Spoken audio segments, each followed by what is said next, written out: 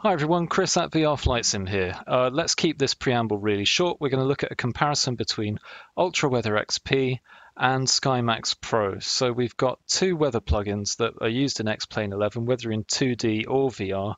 The latest versions both support Vulkan, so they can be used with the beta. And they both have advantages and disadvantages that we'll look at as we go through this video. Personally, I still don't know which I prefer completely. I'm following the development of both, so we can see in the end which comes out on top. But hopefully some of these visuals that I've put together are more fair comparisons using the same sort of weather presets from within X-Plane, so you can see just how they come out of the box as you install the plugin, as it were. Okay, so let's have a look. So I'm just going to swing it round on the runway and then in the air so that you can compare the differences between the two weather engines, and the preset of X-Plane that I'm using is displayed in the bottom left. I'll leave you to admire the visuals.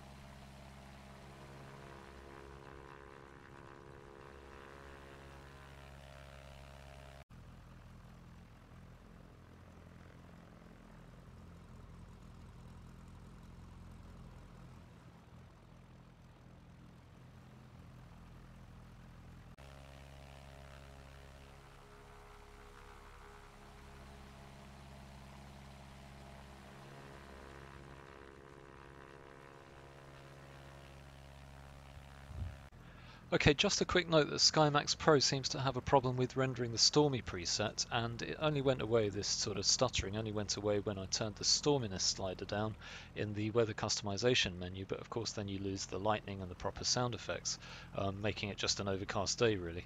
UltraWeather XP on the other hand has no problem with the Stormy preset and seems to have the lightning in the background and everything's nice and smooth, so I don't know if it's a problem with SkyMaxx Pro 4.9.5 or with my machine. I don't think so, but I thought I'd let you know.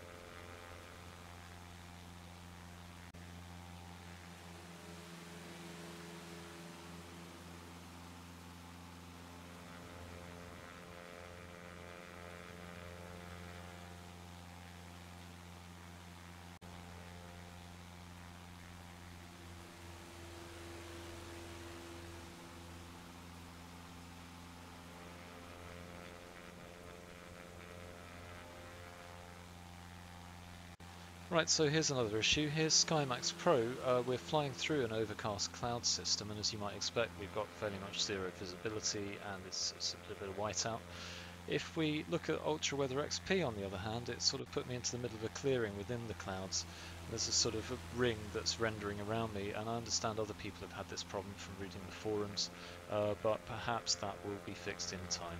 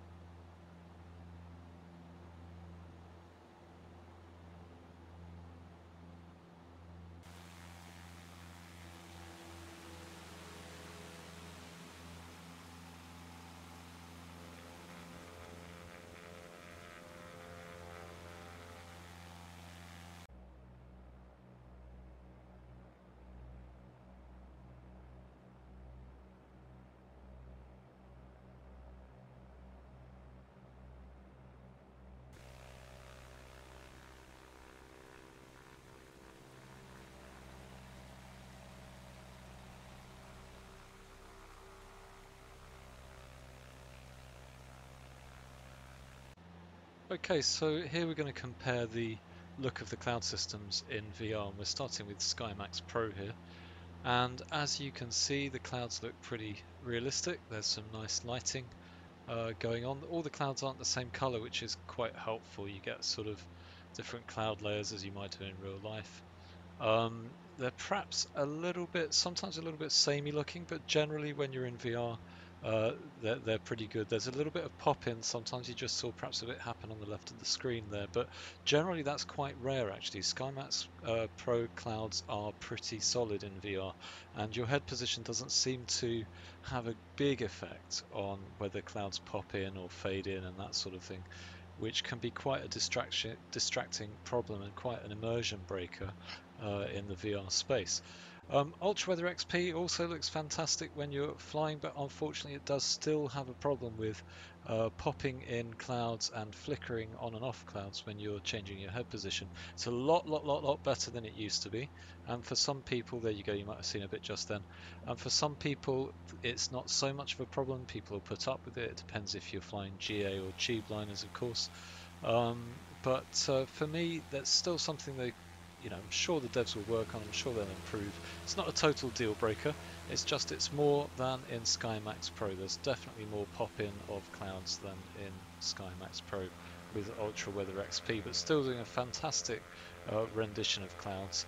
And I think the three-dimensional effect's actually better in Ultra Weather XP than it is in SkyMaxxPro. Okay, so here we are in the Zibo mod at 17,000 feet and at 20,000 square kilometers of cloud rendering with the SkyMaxxPro control panel. And as you can see, the cloud doesn't quite reach the horizon. And one of the most important things when you're flying at altitude is that those clouds should stretch out towards the horizon as far as you can see. And unfortunately, that's not the case here, although the clouds look really nice, and there wasn't too much sort of flickering or popping of the clouds as we were flying over them. Ultra Weather XP, on the other hand, still had nice cloud rendition, slightly different approach to it, and at 17,000 feet seemed to stretch out a little bit further, so that was great.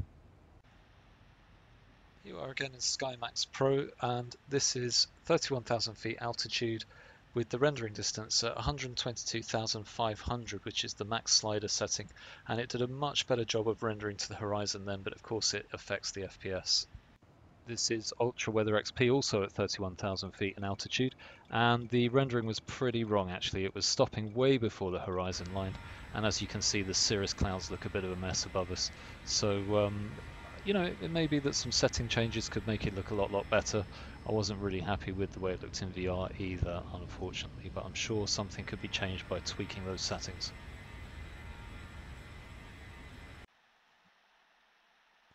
Okay, so let's just have a look at the different FPS hits of the various settings in SkyMaxxPro.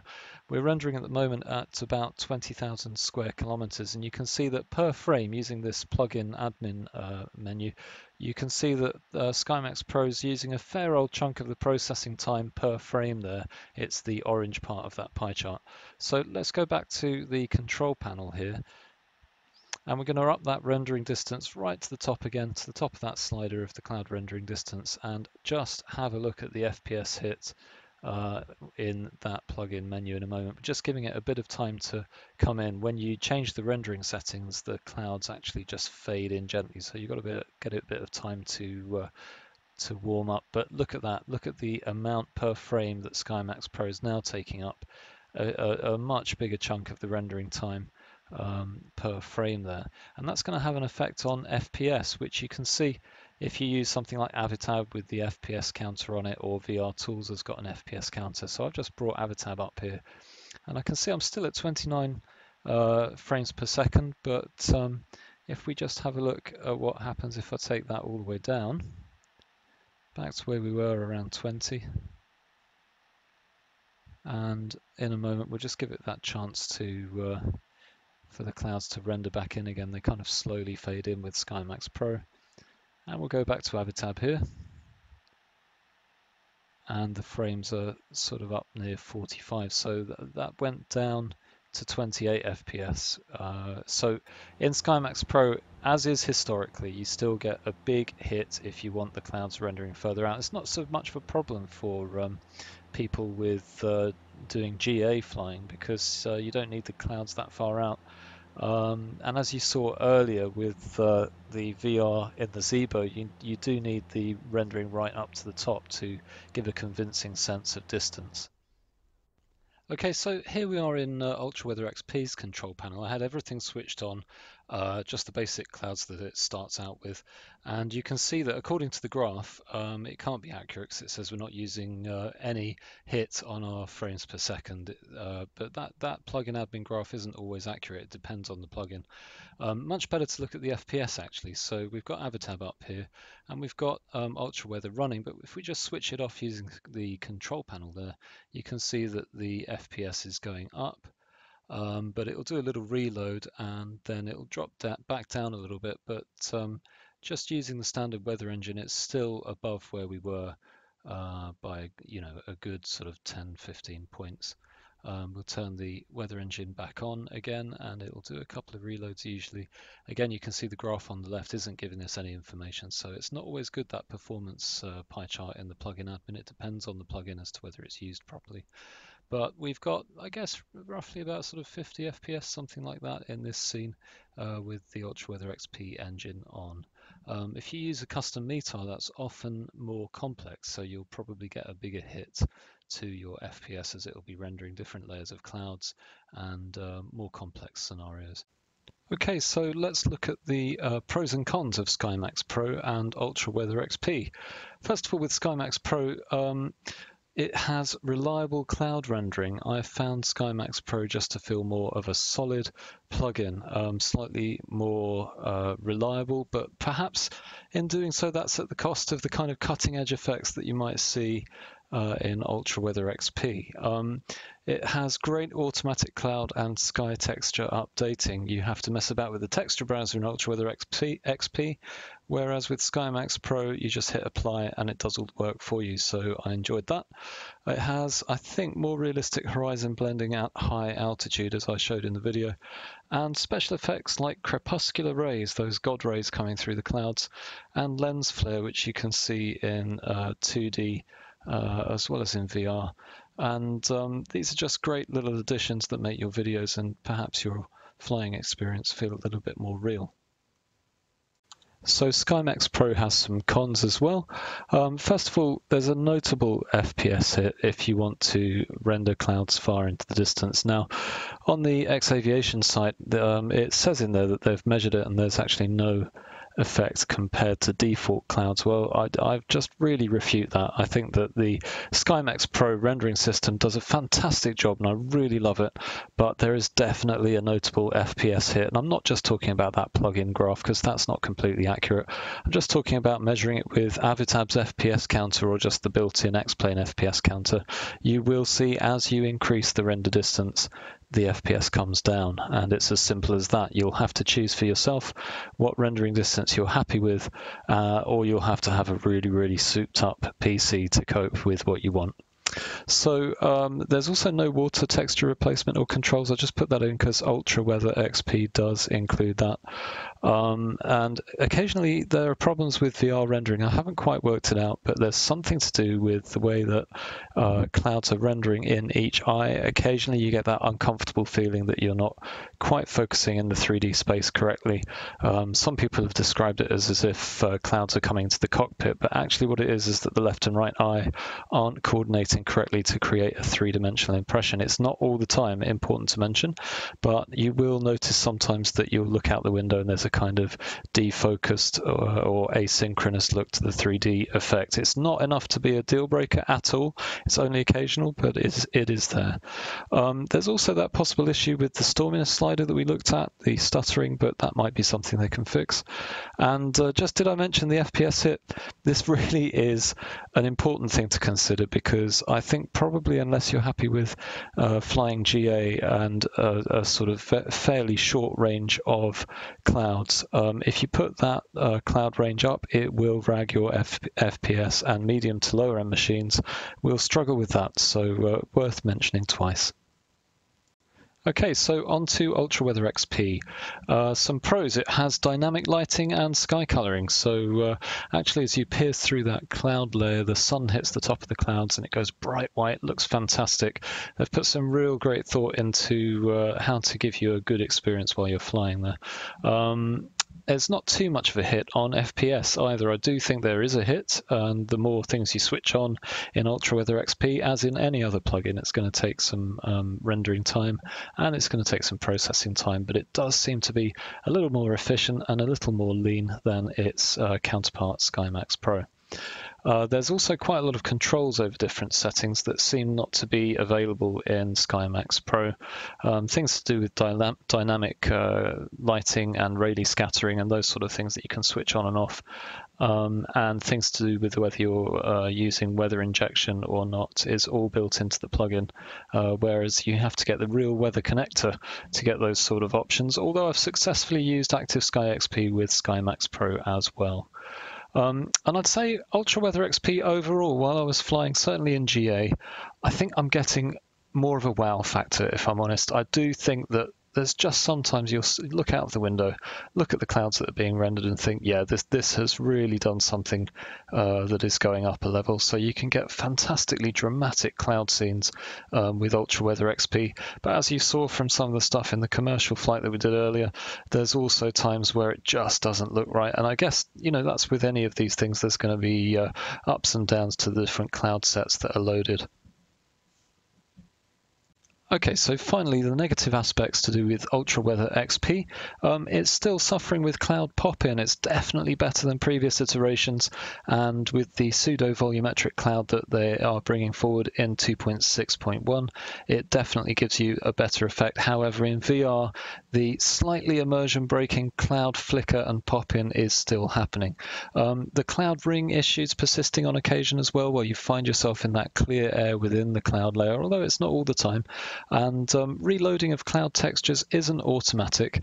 You have to go to the texture browser and press reload. However, once you've found the clouds that you prefer, it's absolutely fine, as you don't have to do that every time you load up X-Plane. So which is it going to be, SkyMaxxPro or Ultra Weather XP? Well, SkyMaxxPro is a bit like your reliable family car. It perhaps doesn't look as hot as it once did, but it will get you where you're going with some great visuals. Ultra Weather XP, on the other hand, is a bit more like a Lamborghini. It's got cutting-edge visual effects, and sometimes it has such a dramatic wow factor you will end up just looking out of the window. However, it does that at the expense of a little bit of reliability and solidity, and for me, the cloud pop-in is still quite an issue, particularly in VR. So for me, I'm sticking with SkyMaxxPro simply because I don't like those cloud flickers, but if you're someone that prefers the cutting-edge effects and to see just how good those weather renditions can be, then give Ultra Weather XP a try, particularly if you've got perhaps a less high-end machine and want that far cloud rendering that I showed earlier in the video. Okay, I hope that helps, and take care. I'll see you next time.